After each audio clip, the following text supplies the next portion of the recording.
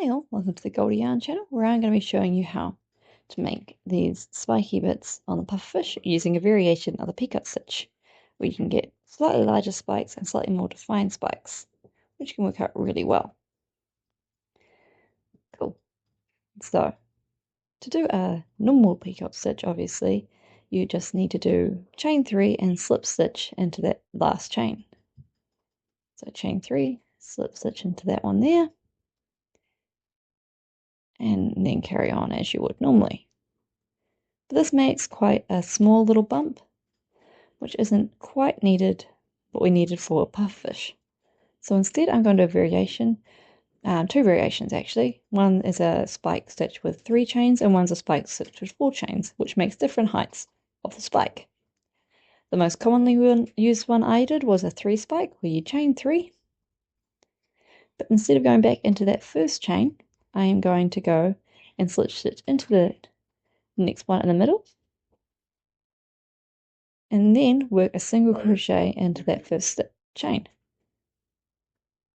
and then do the normal single crochet into the base. Also another one there, so it's a bit clearer.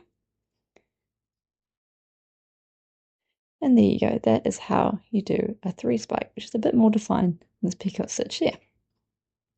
Now if you need to do the 4 chain stitch, you do chain 4,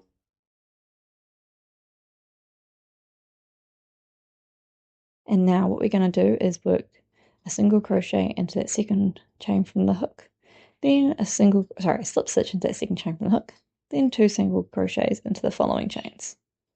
So slip stitch into this one, then single crochet,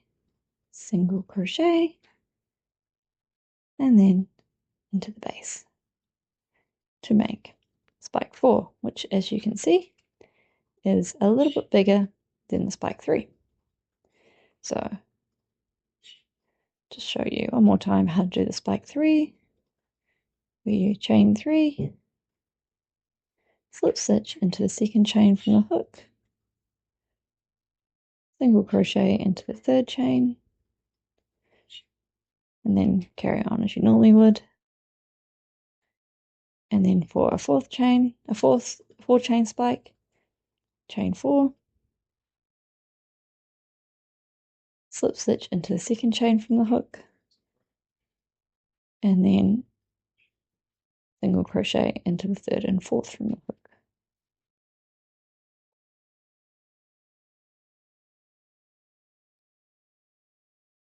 Yeah.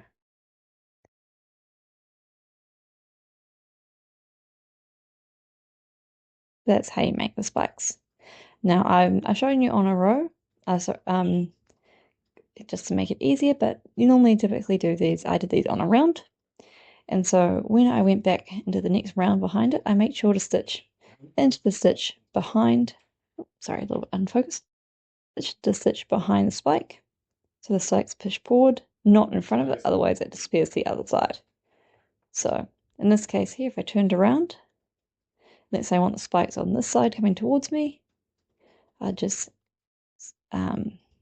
single crochet into here, push this forward, go into the next chain in front,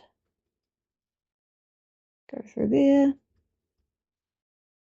press this one forward, go into the chain, go into the single crochet behind it, and just keep on doing that all the way along.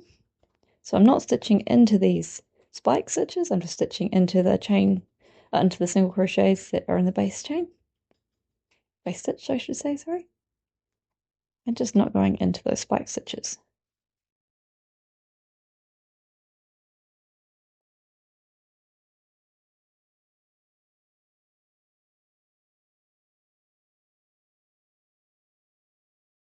So now we have the spikes coming nicely out towards us, and you can really see how that can make a really cool impact.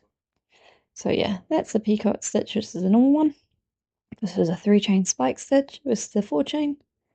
And you can really play around with the lengths based on these and see what you want to create. So there you go. Thanks for watching.